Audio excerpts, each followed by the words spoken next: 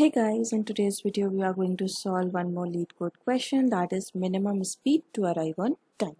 So in this question we are given an array with distance values and a variable r with the given time.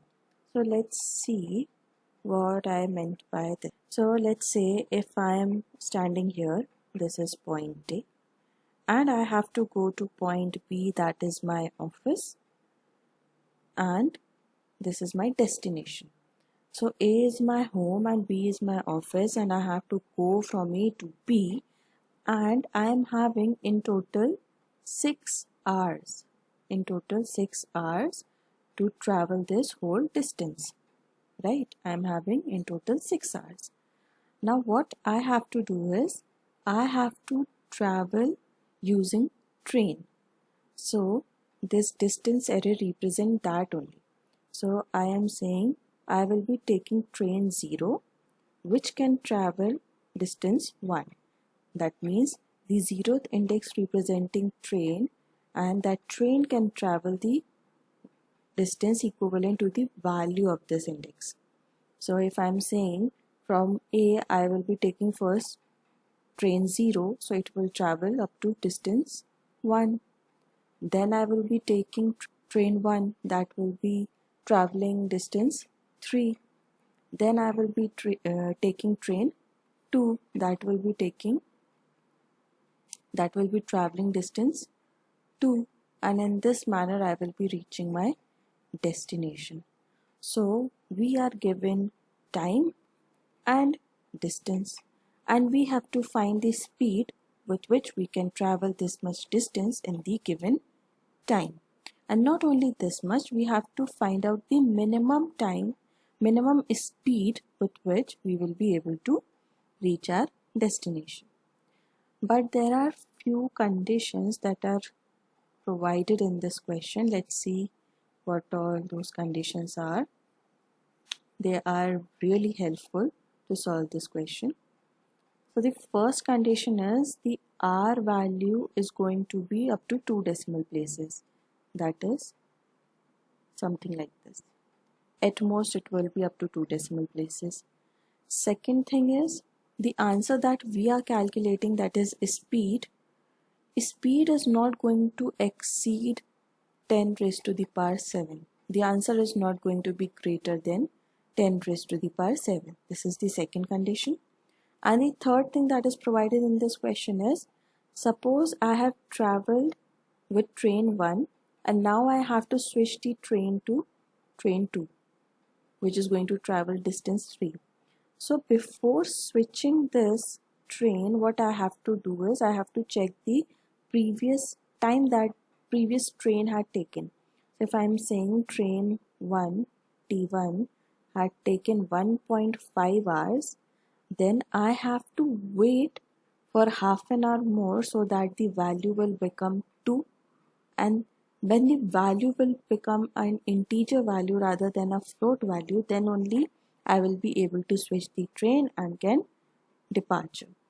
So that is what it has been given in this question, that each train can only depart at an integer hour. So we may have to wait in between each train ride. So this is the another condition. Now we are aware of all the conditions and what we are provided in this question, and also what we have to find.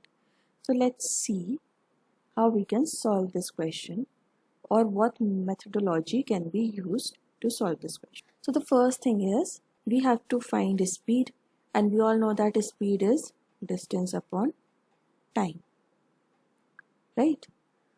So if I am saying I have already been given time and distance, and I have to calculate the minimum speed with which I will be traveling this whole distance, then what I can do is I can simply manipulate this formula, and what I will be doing, I will be saying time is equal to distance upon speed. So now what I am going to do is, I already have time, I have the max limit of time, right? This is the max limit, 6 is the max limit, and I have to calculate the time with any speed.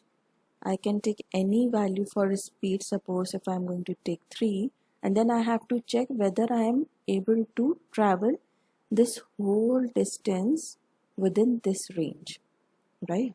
So if I'm saying my speed is equivalent to 3, if I'm saying my speed is equivalent to 3, then let's try to see what will be the time we'll be taking to travel this whole distance. So the first T1 will be traveling in. So T1 train will take how much time? It will take distance that is 1 by 3, and that is equivalent to 0.33. But we know that we will be taking ceiling values, so it will become 1. Now what? We will go to train 2, and for train 2 what we have distance 3 and our speed 3. So value is 1, value is already in integer form, so what we will do, we will simply add this with the previous value and it will become 2. This is the total time we had taken till now. Now we will go to train 3, and train 3 is having distance as 2 and speed as 3, and the value is 0.66. and now when we are going to add it with the previous value, it will become 2.6. For the last value, we hadn't taken the ceiling because after this we don't have to switch the train. This is the last train, right? So we won't be going to take ceiling value. So now we got this value, that is 2.66. So 2.66 is the overall time that we had taken to travel this whole distance with speed equivalent to 3, and this value, that is 2.66, is lesser than the given hours, right? Given hours was 6. So now we know that we can travel this whole distance when speed is equivalent to 3, right? But now the thing comes in, is 3 the minimum value? That is something we need to check, right? Because if I'm saying I can travel this whole distance using 3 as a distance, then that is pretty obvious that if I'm going to make value of speed as 4 or 5 or 6, then too I will be capable of traveling these distances within the given hour, and even the values are going to get lesser and lesser with the increasing speed. As the speed will increase, the time will be reduced to reach our destination, right? So what I realized is I have to calculate a speed, and that is even in such a manner that after a point, like we calculated with 3, we know that the right side of the 3 is always going to have the increasing values, and the left side of the 3 was having the decreasing values. So we realized we are trying to calculate some sort of pivot or threshold, and we know that when we are trying to find a threshold value in a given range, these types of questions are being solved by binary search. We are going to solve this question using binary search. Now you must be thinking, like, we don't have any range, then how we are going to solve it using binary search? But if you remember, in the starting of the explanation, I already discussed those conditions which are given in this question. That is, the answer should not be greater than 10 raised to power 7. So this is the max limit. So we can say that our right value or the right pointer is equivalent to 10 raised power 7. Our right pointer is going to be 10 raised power 7, and our left pointer is going to be equivalent to 1, because if speed is going to be less than 1, then we won't be able to travel, right? At least we have to keep the speed equivalent to 1, then only we will be able to move. So our left value will be 1. So now what I am saying, now find out the value between these two ranges in such a way that that speed has to be the minimum value with which we can reach our office, right? So now we know that we are having two ranges, and we have to apply binary search in order to calculate our answer. So this question was this simple. But to understand Like with what approach we really need to solve this, we need to go through the whole drawing explanation, try to dry run the whole distance and what all are the values with which we can come up with those conditions, and then we can finally reach to the conclusion that we need to calculate a pivot or a threshold. And whenever we have to calculate a threshold, when there are two sides, two opposing sides, that is the left and the right side, and we have to move in one direction depending on our requirement, in such a case we will be using binary search always. So let's try to solve this question using binary search, and I'll dive straight into coding part. So let's firstly add one condition, that is the edge case. An edge case can be if the distance, that is the array length, is going to be greater than or equivalent to r. If this is the case, then we won't be able to ever travel. If the distance is already greater than the r plus 1, then we won't be able to travel.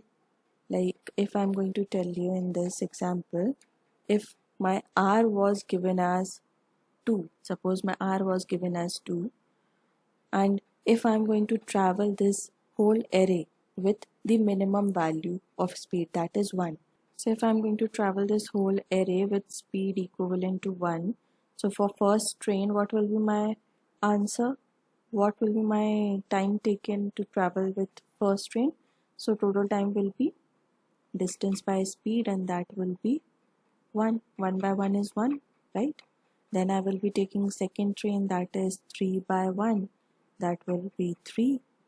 And then I will be taking third train, that is 2 by 1, and that will be 2.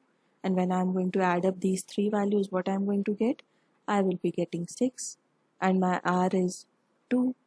Now I was having 2 hours to travel the whole distance, but even with the minimum speed I'm going to travel it in 6 hours, then I won't be able to reach my office on time.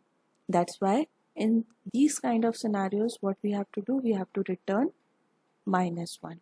This is simply going to check if we do have sufficient time to travel the distance, the whole distance, with the minimum speed. So that's the condition with which we will be checking this edge case. And after this, what we will do, simply do the usual steps of our binary search, that is defining our left and right pointer. In this case, we know that our left is going to be 1, right is going to be 10 raised power 7, and then we will be having a loop which will run till our left is less than right, and we will calculate mid. Mid will be left plus right divided by 2. And after this, what we have to check?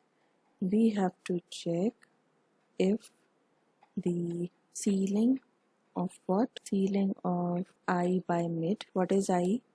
So we are doing for I in distance array, but we are not taking the last one, as we already saw in the example that we will be, because we are taking ceiling values and we don't want to take the ceiling value of the last one, because after last train we are not going to switch any train, that is our last one. So we will take the time to travel the distance with that train as it is. So that's why we hadn't included it in our for loop. And after this, what we will be checking, after this I'm going to check whether this is less than or equivalent to the given hour, so that we will be able to travel this in the given hour or not. That is what we are checking in this if condition.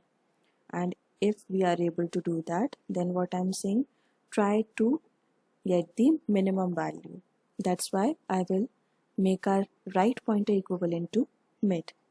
And if this is not true, then what we do, we will search on the right side.